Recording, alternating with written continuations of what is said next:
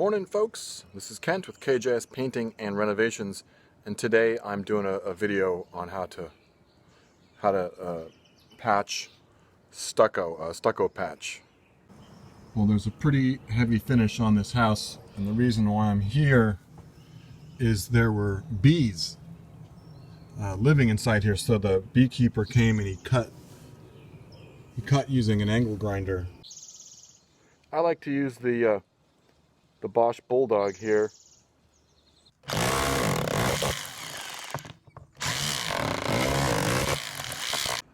Well, I got the glamorous part of this breakout done. Roughly 2 inches of wire exposed all the way around.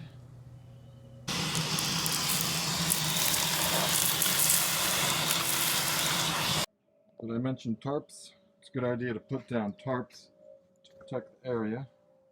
There's another one of these right here. And I'm happy to report that 2 hives were moved from here successfully to Woodside. So these bees are still going strong, just not in here. A beekeeper opened this house. So I think I'm just going to cut a funny shaped piece of plywood to fit in here. So I cut a section of pressure treated 2x4 to serve as backing for the piece of wood that we're going to fit in here. I got the nailer in. Let's see if I can get one in here. Beauty. All right.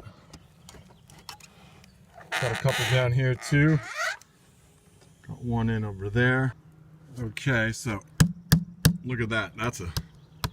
That's a real solid backing for this plywood that's going to go on next. This is not normally part of the job, but I'm going to spray some of this stuff down in here. Just kind of in there we go. I'm kind of hog wild with this stuff. Well, now that compartment is completely sealed up. You know, one generally doesn't do this sort of thing, but there's not a lot of room for me to cut this square. And so it's such a funny shape, I decided I'm just going to make a template. Well, I got this stapled on.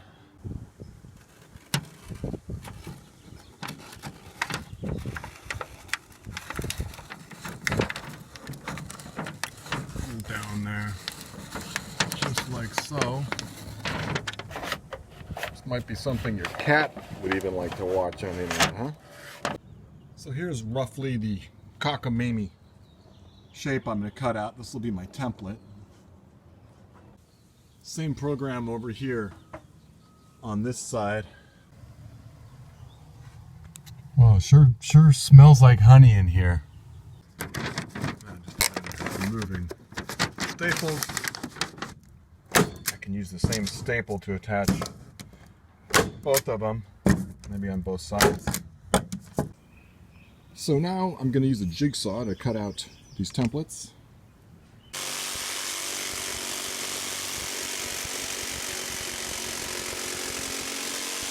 So here's the piece, and let's see, it should fit in here like so. There we go. All right, that's going to work. Normally the opening is cut on you try to cut it open on a stud, but if that's not the case and there's not a lot of room, here's a good trick. Use a plywood strip, and you just sort of put that in there, screw it on, and then we can screw our piece to this. When you do this, make sure to use plywood, because the grain is going in multiple directions, so when you put screws in it, it won't split. So now we have plenty of attachment points for our piece, and I like to take a Sharpie and mark sort of where this is, because once the piece is on you can't see it. Beekeeper says to pack the cavity with insulation, so that's what we're doing. And now the bees have zero opportunity to live here, including this yellow jacket. You can see they don't like it. I'm screwing this piece in. I got some marks so I know where my backing is.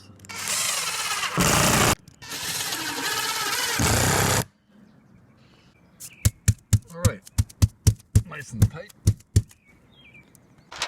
So now I'm putting the moisture barrier on, and what you do is you start at the bottom and you work your way to the top, and what you do is you lay it on top, you lay this moisture barrier on top of this existing paper here,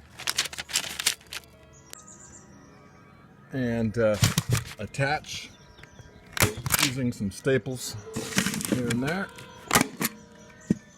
With this top piece, you want to slip the paper underneath this existing paper here. It overlaps the bottom piece with the same principle. If water does get in, it will sort of shed off. Use a good polyurethane sealant to fuse the new moisture barrier to the existing paper. Kind of get it underneath there. So now this new moisture barrier is fused to the existing paper. This is a piece of galvanized extruded metal mesh. You can get this at most building suppliers. I cut it out just a little bit bigger than the opening here.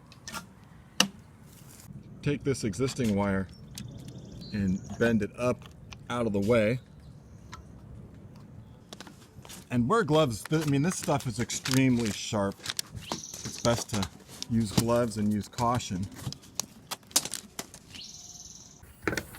Using a staple gun with galvanized staples, attach the existing wire to the new wire. Attach the mesh in the field every 3 or 4 inches. Make sure you actually pick up the wire as you go.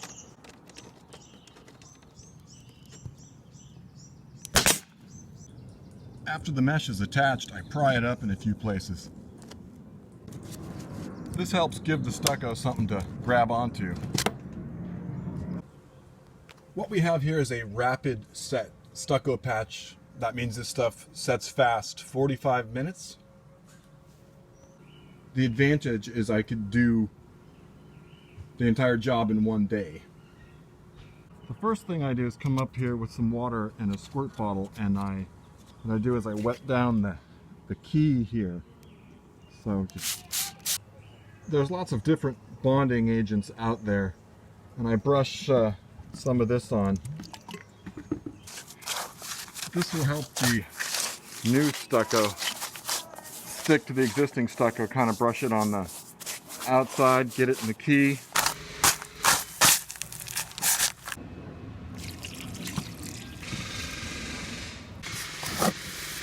Mix for about 5 minutes. You know you're at the right consistency. You want the consistency to be so that, you know, it almost hangs on the edge of the trowel, you know. Load up your hawk about like so. The first thing to do is start working it into the key, so I'm going to work it into the key on the top. It's a pretty simple matter of just taking the trowel, put the hawk right up against, take the trowel, just work it up into the key, try to catch it as you go. There we go.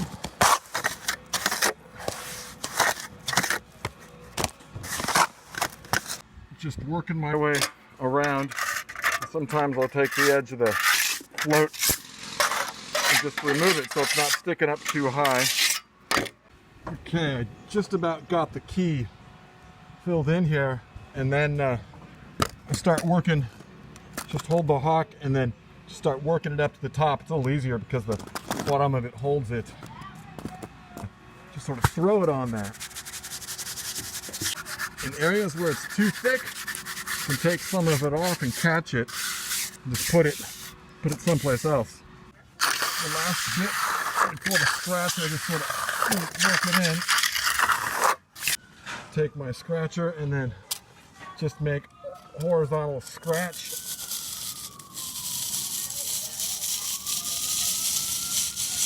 This is a good time to clean the tools and get ready for the top coat.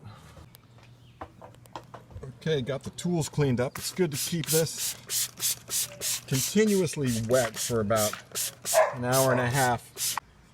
I ended up coming back here another day, so it's the next day now. Knock the clinkers off of here with a knife. Concrete and stucco, you gotta wet it down. It's absorbent like a sponge, so it's gotta be wet before you do the next round of patching. The first thing I'm gonna do is just make a nice flat plane here, and then we'll do the skip trowel. It looks like they were using like a motion that kind of goes like that. I'll show it again. It's good to use a bonding agent. Just brush the bonding agent on liberally all around. It's not necessary to brush it on to here, but brush it on to this paint. You get the stucco on the middle of the knife here and just kind of work it up.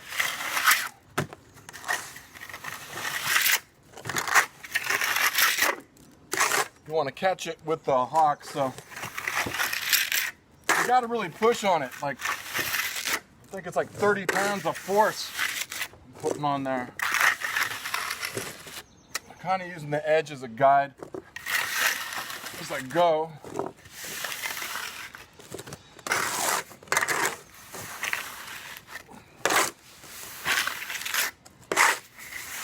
Don't want to touch it too much after it's in the first time, otherwise it can just fall out.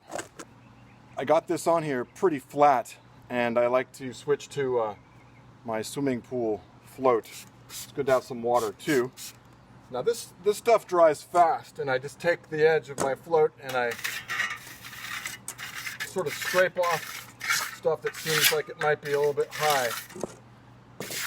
Any areas that look a little high, I'll just kind of, over here it's almost too new. It's good to let it sit just a little bit. On the edge, I took it out to the edge a little bit more. I have a little more of this bonding agent on a brush, and you can use the brush to soften the edge of this patch, especially on top here. You know, you could use a sponge to do it, but and I'm also brushing a little, just the last of the stuff on here. Timing is very important on stucco. When it's hot, it goes really fast, and when it's cooler, it takes longer to go. But it's important to get the timing right. You know, it's like it's been 90 minutes, and this stuff is hard enough now for the texture to come. But if I tried to brush it now and blend anything, you know, I couldn't blend it at all at this point. Okay, this is called a skip trowel finish. Get a little bit in the middle of the trowel and just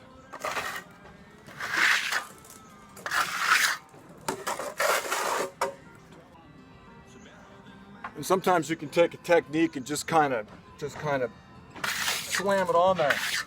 Try to catch it as it comes down. Sometimes just a little bit's better than more. And work it back and forth a couple ways. It's good to push really hard, and sometimes to start from outside where the patch is to kind of make it blend in better. So I'll kind of slam this one in. Sometimes I even spread it out a little bit on the trowel, and then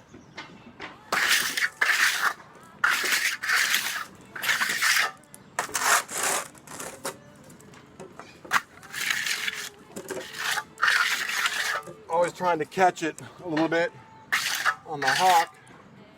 It's not a bad idea sometimes just to wet down the hawk a little bit, wet down my trowel.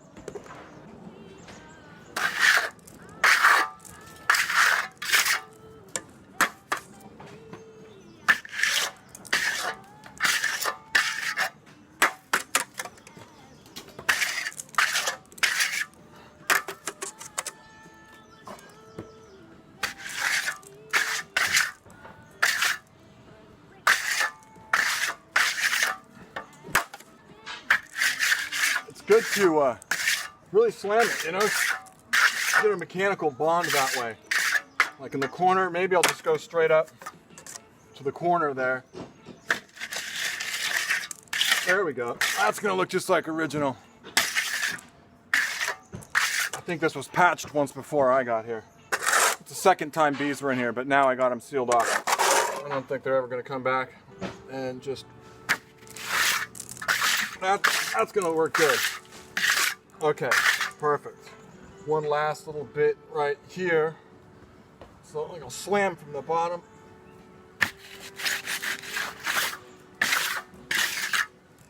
And running these two together, because you can see that's happened over here. There we go. I switched over to the other sort of regular square trowel because I noticed there are some lines, like you can see the edge of the trowel that the other guy did. So once this dries a little bit, I'm going to put little edges in it. I'd normally wait a little bit, but it's so hot out here, I can kind of burnish this, you know, if I do that, you know, it makes it more smooth. And I can take the edge of my trowel and I'll make like a little line in there, you know, just like the last guy just left the edge of the trowel mark, and that's, you know, so I'm gonna have to do that. You see over here on this texture, there's these areas where you can see the, hope you can see the edge of the trowel, to kind of create that in a few spots so that it would match. Normally, you would go through with a sponge float with most finishes and soften them up, but you know, we're not going to use a sponge float. So now I gotta wait 28 days for this to dry, and then I'll come back and prime and paint this. Keep this patch continuously wet for 90 minutes, if that's at all possible, and try not to do this in direct sun. The sun is going that way, so it's not going to be here. Try to do this in the shade if you can. Clean your tools right when you're done, otherwise you'll never get them clean. What can I say? I operate out of Palo Alto. I'm licensed, bonded, I've been background checked. Please give me a call if you'd like to do this sort of thing, or if you'd like me to do this sort of thing. If you value these videos, you can also go to PayPal. It's real simple. You just go to paypal.com, and if you put in my email, Kent.Schneeveis at paypal.com, you could make a donation, or not. You just watch the video.